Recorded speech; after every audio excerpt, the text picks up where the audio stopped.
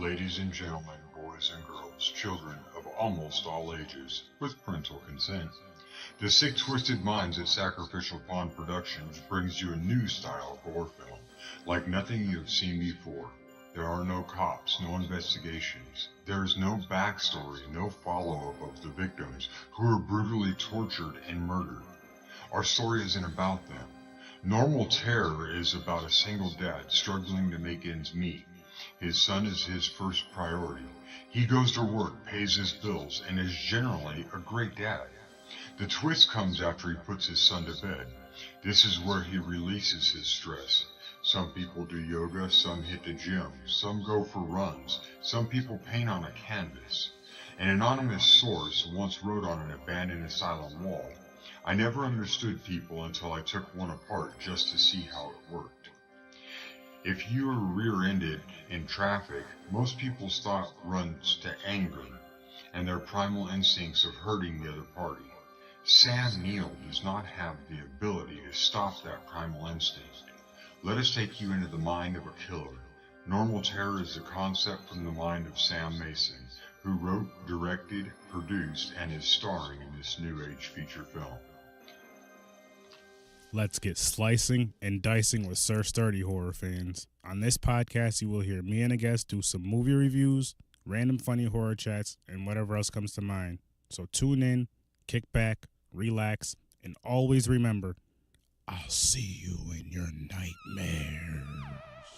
Well, just Jason's mask.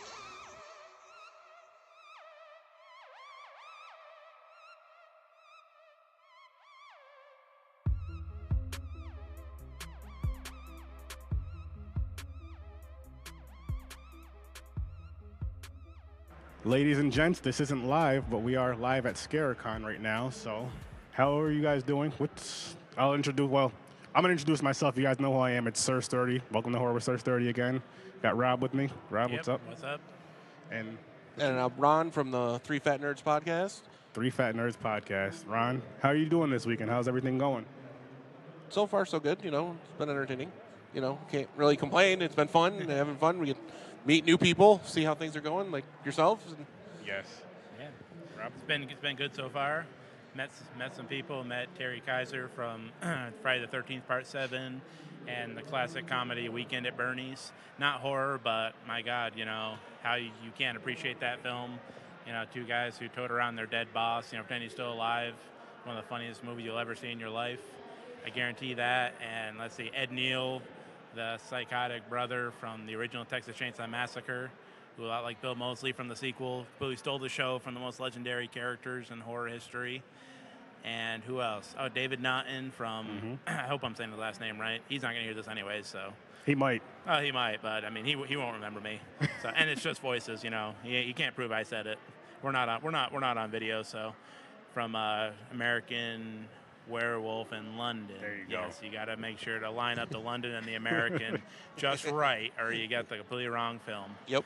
But yes, and what a class act every single one of them have been so far. Hopefully we get to meet some more people. I know we're going to be seeing Terry again, and we're going to meet a couple other people from Friday the 13th Part 7. And so far, just passing by and I'm seeing them interact with people. They seem nice, so hopefully we're in for a good time. Oh yeah, they're nice. We met them yesterday. Lar and Kevin and also Terry. And I was on a podcast panel yesterday. We were on a panel today for Halloween 2007. I know we went from Halloween 2007 to just how we and you record with the podcast. We'll talk about the movie and then just a random horror chat. But it was cool because the way we did it was we involved the crowd. We were in room C. We just involved the crowd throughout the whole thing. So it was, kind of back and forth, not just sitting up here watching three assholes talk about stuff. Right. But and it was we had fun. some better participants than others. Some people really got into it. Some were like, "Oh, please, don't talk to me. Yeah. Talk to me from there. Don't address me personally. Don't make me say anything." Yeah, they kind of warmed up as it went on though. Did you get on any panels yet, Ron? I didn't. Rich right now is doing the Nightmare on Elm Street panel. Okay. We popped into your guys' panel for a minute, as you saw us sit in the back, and then we popped out. Rich is also doing the Jeepers Creepers panel. Nice. So he's more of the outspoken guy and able to work the mic a little bit better than I can. So you guys are stuck with the second hand. Hey, you're good on here, man. That's all we ask for. And There's our third fat nerd over there. how's it going, sir? We're doing great. You want to introduce yourself? I'm Derek from the Three Fat Nerds podcast. You can find us wherever podcasts can be found. And I'm not a big fan of scary movies, so I'm not the person to talk to on this one. He is our plug machine. Plug machine. People think that we read our plugs. He just gets them off the top of his head. He like gets them one in his head. He takes off.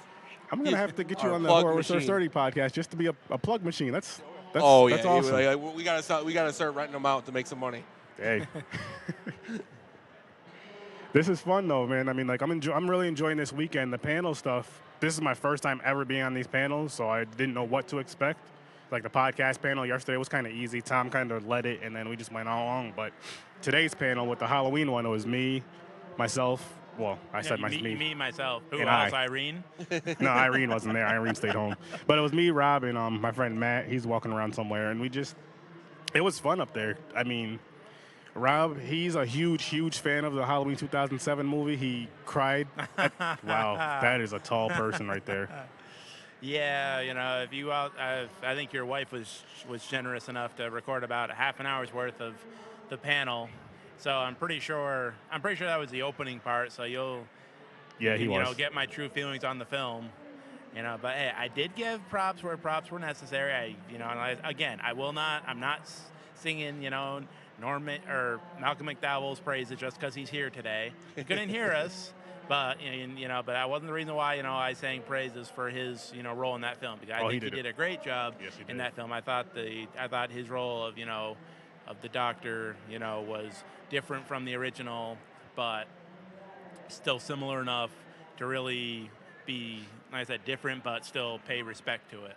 Mm-hmm. But in my opinion, unlike the rest of the film, I thought, it was just like total 180. And like I said, and that's usually what you want in remakes, but like I said, a little over the top, and took away some of the what I thought was the real scary stuff of the original Halloween film. But like I said, that's also that video, which you can actually see me, so it's not just a voice. You can really find out the asshole who was talking shit about the Rob Zombie remake of Halloween. Yeah, you can. I'm not gonna tell you where to find me, but if you come into the Turning Stone Scarecon today, you'll see him. Yeah, you can see me, and you can come tell me how you really feel. Don't write your comments. I'm not gonna read them. So you gotta come see me here, or just go without telling me. I'll read them on the podcast, though. I'll read them live. So, Ron, what did you think about the 2007 Halloween movie?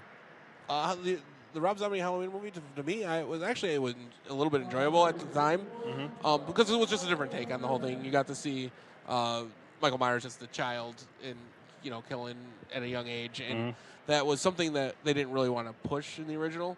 And even though the original is by far the best horror movie ever made, next to The Exorcist, arguably the two top horror movies right there. Everybody has, some people are one way, other people are the other way. But I didn't mind that one. The Halloween 2 Rob Zombie. We could have done 2 hours or more on that one. Yeah. Why it sucks so bad. Yeah, we could barely come up with a half an hour's worth of material just talking about the first remake. Just mix it bit. Well, I don't know who disliked it. Everybody else loved it. Holy shit! I think all of us could have gone for hours each on part 2. It was so bad. Part 2, when we were up there, it's funny because we brought it up. We're like, we might as well just pretend that one didn't happen because you had the white horse in it. Yeah, no, I agree with that 100%. It was. Because then we'd have to start talking shit about, Malcolm McDowell, because he was god-awful in that one. I mean, maybe not him so much. I mean, I know the way his character was written, just following the script, but man, I said Dr. Loomis was just, was great, was a great, take in, the first remake, of him. Second one is like, okay, that just got out of hand. It really did. I felt like with the second one, they were just like, it was like a group of people like us just sitting in the room like, yo, I got a great idea for a movie. Well, and nobody's idea was turned down. Like, listen, we're going to get a white horse, put it in the movie. we're going to bring Sherry Moon back in because, of course, it's like, Kurt Sutter from, the guy who made Sons of Anarchy actually learned you don't have to put your wife in everything. He tried that with his next show that only lasted a season, and it just barely finished a full season. It fought hard to get there before that got canned because his wife was god-awful in it. She's a great actress, but holy shit, she was terrible in that. But he just put it in there just because, and I feel that's what Rob Zombie does. Oh, and here's another, spoiler alert when it comes to Rob Zombie's films and his wife being in them. She's the one who should die within the first 5 minutes, but somehow makes it to the end of every fucking movie. Hey, she did not make it to the end of Halloween 1, though. That is true, but you know, the But I way do she get what you're came, saying. but that's arguable. The way she came back in part 2, it's like, was she really dead, or was he seeing her, but we just didn't see it? Yeah. Just something for argument's sake, Oh yeah. you know, just for fun. Because while we're already making fun of, you know, Halloween part 2, why can't we just, you know, throw that in there as like, you know, a possibility? Like, yeah, Michael saw his mother, you know, the white dress and the white horse, but we just didn't get to see it in the first one. We waited till the second one. What did you guys think of Part 6 Halloween? Sorry, I didn't hear you. Halloween Part 6. What did you guys think of Halloween that? Part 6. Yeah, With it the wasn't- thorn and all that. It's all nonsense. right. I feel with that one, I just watched it with my cousin. Last week we did a podcast on it. It's not out yet, but it's his favorite one.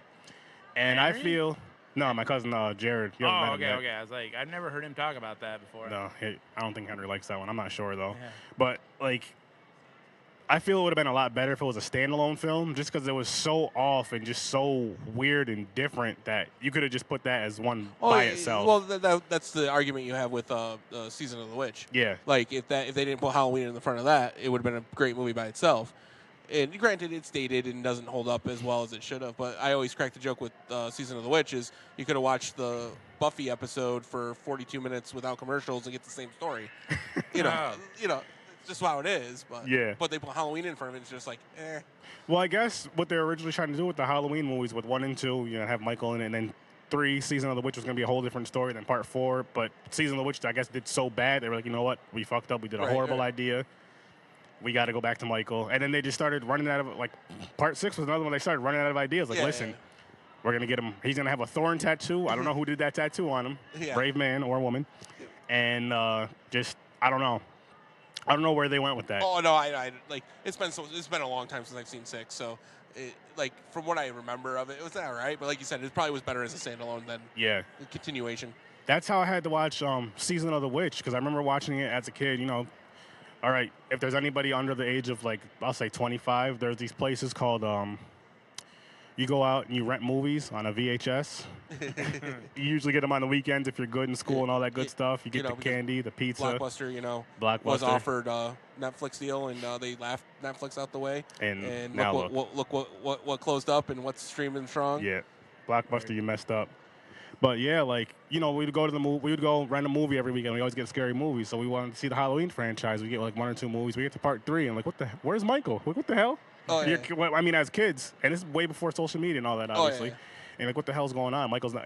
Technically, he's in it when the security guard's watching the movie. He's watching the original movie. I think it's him coming down the steps, but I mean, he's not in the movie. Right, in the right, movie, right. it was just a whole nother story. But And I watched it about, 20 years later or whatever, 15, 20 years later. This is when Facebook and all that stuff was on, so probably 20 years. And, people are like, check it out as a standalone film. You'll get a better respect for it. And Oh yeah, I do. as a standalone film, it's fine. It doesn't hold up as well, but Yeah. like it's still as a standalone, it's fine. But you do it as Halloween, it's like, eh. Yep. something I would say about that, like I say, if you weren't around in the time frame that movies came out, like I know me and you did it, I'm pretty sure you probably didn't either.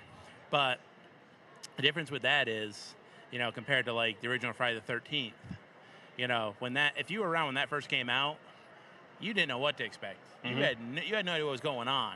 But when you're sitting there watching, it's 20 plus years old. Like like when we probably watched it for the first time, all about. When you think Friday the 13th, you think about Jason Voorhees. That's you true. think about the hockey mask, the machete. Then you sit down and you watch the original Friday the 13th, and you're like, what the hell is this? Who the hell is she? Where the hell is Jason? That's his And mama. then here comes part 2. Okay, Jason's gonna be in this one. He's the main villain. And then the scene at the end, where the girl walks up the stairs and there's somebody under the blanket and she reaches for it, and then the dude pops out of the blanket. He's got like this sack over his head, and it's like, who the hell is that? What the hell is he killing her? Where the hell's Jason? Yep. That is like no hockey mask. But so I said at least with those films, I said if you weren't watching when they first came out, at least with those, that was probably disappointing. But at least It stuck with the story. You knew the story started from there. It was building up. It was getting, for those of us who expect the hockey mask in Jason, it's getting to that as you continue on. Mm-hmm. But like I said, if you watched, Halloween 3, like I said, 20 years after it's released or the year it's released, like I said, especially when you're seeing Michael in 1 and 2, classic outfit, classic mask, classic character. And then part 3 is nowhere to be found except, 2 seconds watching somebody watching the original film. Yep. And it's a completely different movie. So it's like, that's why I think, if you're gonna, that's why I think it's an interesting, to compare, like your question, where's the classic character in these films? I said Friday the 13th is definitely more excusable and has a much better, story all around than the freaking curveball they threw us with Halloween Part 3, just having absolutely nothing to do with anything that, the Michael Myers, Halloween films, stood for. It was completely all by itself. I know people love it today. We're part of a lot of horror groups. Some people are like, nah, it's okay. Some people are like, God, it sucks. Other people just can't get enough of it. Yeah, that's Some true. people say watch it every day. So. That's one thing I love about horror, though. Like, people who really love horror, I can say, listen, guys, I seen this movie about a killer turkey. Thanksgiving. Guess I'm going to tell you it again. And the first thing I say is, oh, shit, where can I find that out? There's not really any other, in my opinion, there's not really any other genre where you can say, like, I'll say, for example, for a bad horror movie even, you'll go watch that bad horror movie just because you want to see how bad it is, or you might try to think, like, okay, you know what, I'm going to watch this movie. There's going to be something I like about this movie. 9 times out of 10, sometimes, there isn't, but you're still going to go check it out. Oh, yeah. Now, so many bad horror movies out there, too. Like any Purge movie. It's going to suck, but you're going to go watch it. I just watched the last one a couple weeks ago. Terrible.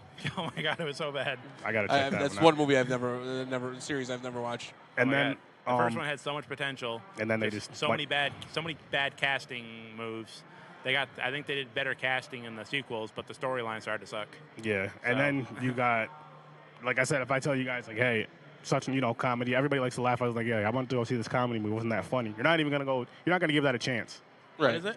If you're a comedy movie, if I'm like, I want to go see a comedy movie, and it sucked.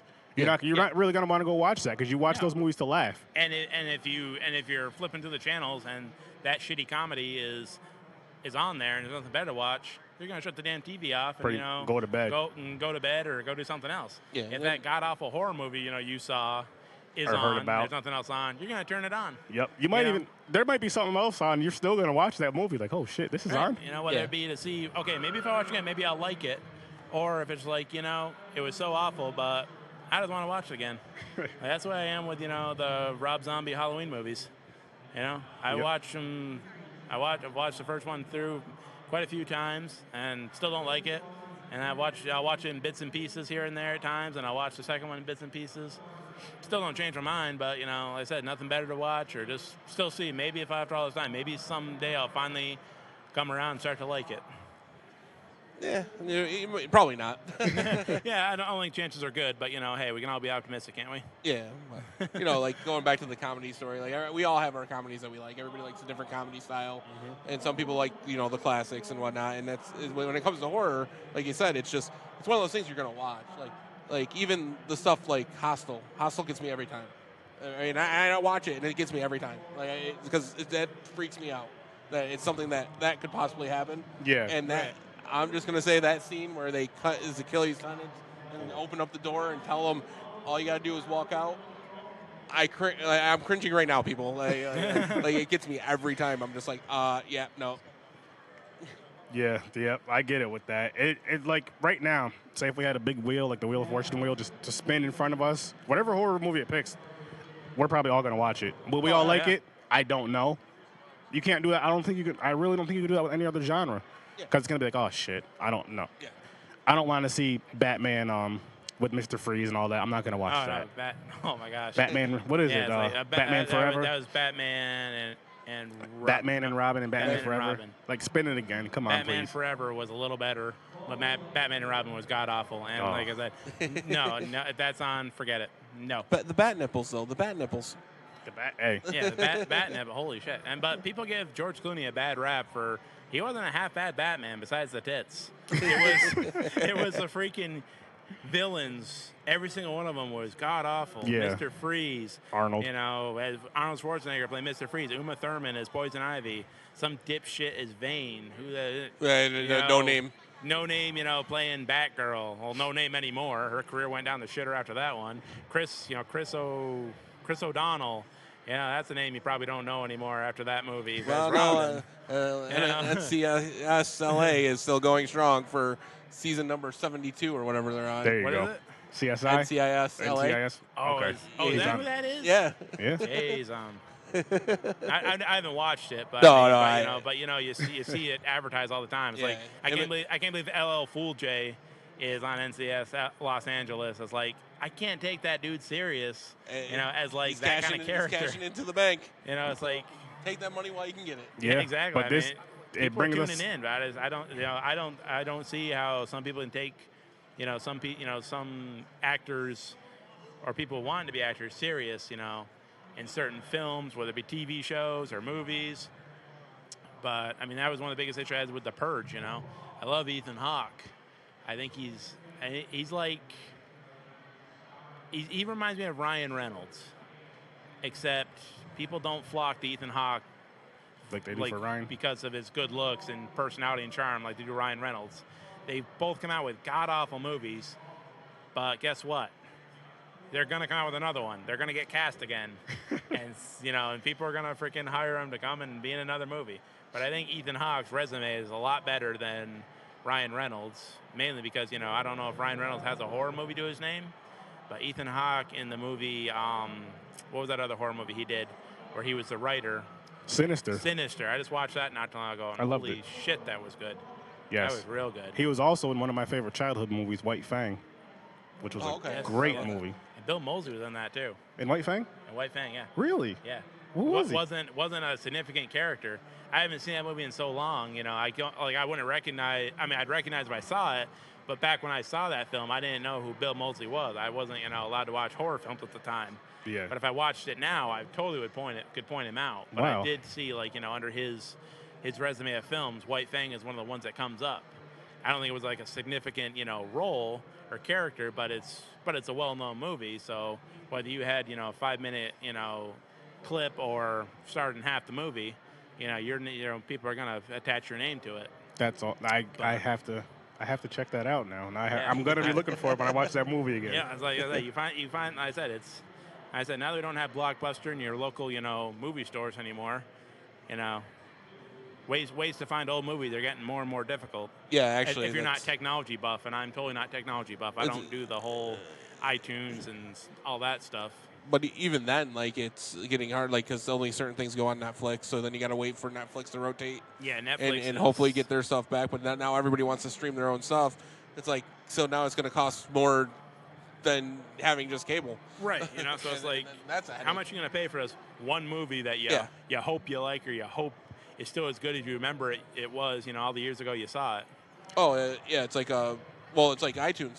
They're changing their terms and conditions for everything. For if you don't download, if you buy a movie for however money, it doesn't matter, $4, $5, in 10 years down the line, they lose the licensing to it, so they have to get rid of it. If you didn't physically download it and put it onto a device yourself, You lose they're it? just going to be You like, lose oh, well, it. you no longer can have it. Oh, that Wow, sucks. So it's That sucks. Yeah, so now you got to make sure you have flash drives to download everything to, and it's going to be a headache. I mean, it's not what you want. You want to be able to plug it in and be like, just thinking about Yeah. this. All this stuff, I have no idea what it is or how to use it. And Yeah, God forbid, if I remember this movie and I watch it again, and wow, I really like it. I'm so glad I have it saved and I can watch it again sometime. No, it's like DVRing stuff. I've got I have physical copies of American Werewolf in London and Texas Chainsaw Massacre Part 2. But they're autographed by the stars. So Yeah, you usually you don't- better believe they're never gonna be watched again. Yeah. So those get tucked away. But I got it on DVR, so I just go ahead and want to watch it again. Ta-da! It's on DVR. But if I ever give up my current cable company, well, there goes that, and Yeah. I can't transfer it over. So it's like It's like no matter what you do with this technology is getting so much more Oh, advanced, but it still comes and kicks you in the nuts. Yeah, from time to time. I'm a hard copy individual, so I buy pretty much everything still on DVD or Blu-ray myself. Word. But that just gets expensive after a while. Oh, I know. But I it's dropped just $50 getting movies for today. Yeah, it's There you just go. how I'm. Just to get signed. At I'm that. the hard copy And self. I went So to the used Me too. section too. The most I paid was a brand new copy of American Werewolf, and it cost me $15. oh Jesus, yeah, because I don't even think you can find that anywhere. No, I had to go I had to go to FYE, and even that's becoming extinct. Yeah, my hatred for FYE is high. I did fact check this, and Bill Moseley was in White Fang. I wasn't thinking you were lying, but I had to see who he was. He played a guy named Luke. So the next time I watch this movie, I got to look out for Luke. Yeah, Which is awesome. I'm pretty sure. Like I said, I know everybody. I mean, like Ed Neal's a prime example. You take one look at him now, and you look at him in Texas Chainsaw Massacre. I mean, that was like what 40 plus years ago. Yep. He don't look the same, but because everybody ages in time. But Bill Moseley, even if he looked much younger back then than he does today, I still think that voice is going to give him away. Yeah. Probably. That's what what I just instantly noticed about Bill Moseley was his voice, and then the personality he always had. Like even, in this, he could be the biggest psycho in a film, but he's got this real fun and goofy personality to it, but he's totally believable as like a total nut job, but you're laughing your ass off, and he's doing some of the most creepiest shit in the world. That was until Devil's Rejects. Then he was just an asshole, and I think that's why I don't like that film as much as other people do, is because Bill Moseley, wasn't the classic character he generally always is. Like, I mean, from Texas Chainsaw Massacre Part 2 to House of a Thousand Corpses, to 2002 Maniacs, which he took over the role. Which was a sequel that he took, and he took the lead role when Robert Englund didn't come back. And like I said, total psycho, blood, guts. He's spilling them all, but you're laughing your ass off at him the whole time because he just delivers such a fun, goofy character that you just, even if you're not supposed to laugh, you can't help but do it. Another thing, back to the technology that we were discussing, I wish they had one platform, let's say, just one platform to stream where you can watch any horror movie you want to watch. I know they have like, what is it, Screenbox? They have a couple, but there's only a few movies on each of them. Right. And it's not like the whole library. It'd be awesome to have one thing. Say if it was $15 a month, they have one thing. And that would probably stop. I know people get mad when, people pirate movies, but it's like, there's certain movies, even if you want to buy that movie, you can't find it. So you go to the Fire Stick. And if they had it, so it was, like I said, just a streaming service where it was just every horror movie you wanted to watch, I would get that over Netflix, honestly. And it all falls under the licensing factor of I everything. know. And that's what sucks. It That's does. why things rotate through Netflix and stuff. Because Yep. the licensing contracts are up and they don't renew. Like, for the longest time, they're like, it goes to like Doctor Who. Like, oh, Doctor Who will never leave Netflix. Doctor Who will never leave Netflix. So they always renew at the last minute. Then all of a sudden, Gone. boom, it's been gone for like the last 3 seasons. So See, it's, I mean, I get the whole, you want the money. I understand that completely. You want to get paid for your stuff, but it's like, why can't we just figure something out where everybody gets paid and do it for the fans? Yeah. Because Oh, we yeah, I agree. will pay for it, and we all love it. And I'm sure, Rob, if there was something called, I don't know what the thing would be called, horror movies. It's just called that because I can't think of a really good title. Yeah. And you can go in there and watch any horror movie you want to watch. You would get that thing for $15 Oh, a yeah, month. yeah. Oh, yeah. It'd be so Easy. worth it. I say they're all there. It's not like like, I mean, I know Shudder is always advertising. There you go, Shudder. And you see a couple, headline films on there. But I never signed up for it. I may have done a free promotion, but it's like, yeah, you see some you really like, and you watch them, and then you're going to find more, and you're not finding anything. It's like, oh, let's see what the next month brings, and it's it might lay a total goose egg, or it might put up one or two good ones. Like I said, just that's the thing. Everybody has different tastes and and desires and in any style of film, and even in horror. Like I said, I know it's like we said earlier. It's like that one genre that you're gonna put it on. You're gonna watch it. Whether you've already seen it and you hated it, But still, you're gonna it's down the road and it's on, nothing else is there to watch. Yep. You're still gonna turn it on and watch it. Just But the like thing. I said, if you're really looking for something, something like you signed up or you're paying money specifically for, like I said, if they don't put every single movie ever made, in the genre on there, Which would be tough. you're gonna. Some people are gonna love what you have. Some people are gonna hate it. And some people are gonna be kind of in between. Yeah. I mean, Yeah. I get it would be tough again with the licensing and all that, and then just getting all those movies on something like that, but it would still be amazing. I would get it right this second Oh, if they yeah, had yeah. that. Oh yeah. Like literally right this second. Sign me up. Oh, yeah. I don't even need the free month because I already know I want it. Oh, yeah. it'd be great, but it's just the licensing and everything is just. Yeah, Some people don't like to play ball. that's very true. Yeah, That's 'cause, very true. As much as it should be about the fans, no matter Oh, what, it's always about the money. It is. No, I agree. Fans should be first, but Well, and I mean, I get it. It's about the money and your contracts and all that. But if you think about it, just before we wrap this up, if you think about it, I feel like if they're more geared towards the fans, we're gonna pay to see it. oh yeah. We will pay to see it. We will pay for the platform or whatever to watch these movies on. We will keep going to these movies, but it's like just do something great for us. Give us one thing similar to Netflix with just great horror movies on it. Every single horror movie you can get, and we'll watch them, including fan-made films. Because there's a lot of awesome fan-made films out there. Oh yeah, it's one of the, my co-host Eric says, you nerds have way too much money, and it's just what it is. Like he just sees things that I've helped kickstart or whatever, and he's like, you guys just have way too much money when you're kickstarting things like this. I'm like, well, it would work for like horror movies. Like, Oh yeah, there's fans of horror movies, and they just to get it all, they pay, Yeah. and they would pay for it. yeah, exactly. And And just get everything out there. It's what we need. I was actually lucky enough to be part of the Kickstarter for Never Hike Alone. I didn't get there in time to get the mask and all that, but I did get there in time to get the Blu-ray. So I'm happy about that. And you gotta. I mean, I understand we have to support it for it to keep coming out, which we are. But again, I just wish more would come out. Like I love how the thing I love about the fan-made films too is like they're not doing it as a money grab. They're doing it because they're a real fan of that Yeah. movie that they're Right. making a film of. You could And feel the they're- passion in that film, especially. They're doing the Indiegogos or the Kickstarts Yeah. just to get the budget, to help them get the movie going. But you also get something back from that. You get the movie back from that. Right. And I think that's amazing versus like a big, Blumhouse. I'm not calling them out. I'm just using them because that's the first one that came to mind. It's like a money. A lot of them, it's like Yeah. a money grab. Like, hey, I'm going to put this out because I know a lot of people are going to come watch it. Have you seen the Friday the 13th fan-made film? Never Hike Alone, it's called. Yes. Yeah. That's the one I backed. I love yeah, it. yeah. I love it. That movie is so good. You can find it on YouTube. Yep. It's all the whole movie's on there. And If you're a fan of the Jason Friday the 13th, so why it's worth it. You can still even buy copies through the guy's Mm-hmm. website. I don't know it off the top of my head right now. I'm sorry, I'm a bad person. But- Where how conversations go through. Yep, yep. But just look it up. Never Hike Alone. You'll find it. Like I'm about to just purchase a copy just to show support for this movie. It was actually really good. I actually, well, first of all, me and Rob did a podcast on that movie. And I actually I have an interview on my podcast with Vincent DeSante. He played Jason Voorhees in the movie. Oh yeah. And he also played in, there's a movie, it's a 20-minute fan-made short that he was involved in. He played The Shape, which is Michael Myers, Oh okay. Yeah. in The Spirit of Haddonfield, which is also on YouTube.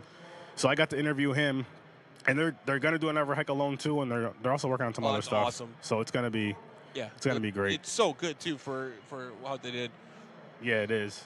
If you're a fan of the original Friday the 13th, like there's just rented markers, like it's like it was police scene through the whole Mm-hmm. area where all the original kills were killed. Like the attention to detail that they put into this thing was epic. It really was. It's so worth the watch. Definitely. And I guess we can wrap this one up. You want to plug your podcast and all that? And then All right. Like I said, I'm Ron. I'm from the Three Fat Nerds podcast. You can find us wherever you can find podcasts. We also do a wrestling podcast if you like that. Three Fat Nerds on wrestling and whatnot. Like to hear you guys. Awesome. Thanks for coming on here, man. Oh, no, thank Appreciate you. it. Thank you for the opportunity, guys. I really appreciate it. Anytime. Rob? That was fun. I think we're all having a good time here, and I hope we continue to have a good time. Yep. Meet some more people, and about half an hour or so, we'll be doing the panel Sure. with the actors from the Part 7 Friday the 13th. We're looking forward to that. That's going to be fun. That's going to be real fun. Yeah, it's gonna be a real good time. I hope not to ask stupid questions. Yeah. We're gonna have to run down to ones not to ask, and I was already fully aware of that. Half I didn't even think of, honestly. I think though. Well, I'm not gonna tell you. I'll have to hopefully somebody will record and we'll put on the Horowitz or Surdy page. We'll see how this one goes, though. Yeah, we'll see how it goes. Hopefully we can record it. And hopefully I can not only work up the balls to actually ask it, but make sure it comes out right, because it's one of those questions you got to make sure you say it right. If you stumble on one word, it's done. You look like an idiot. Oh, got a fan taking some cards. That's awesome. So yeah, anybody who's listening, when you guys hear this episode, obviously you're not going to hear it live, but thanks for listening, and you know where to find me, Horror Research 30. I'm all over on podcast platforms. I'm on Facebook also, and as always, I'll see you in your nightmare.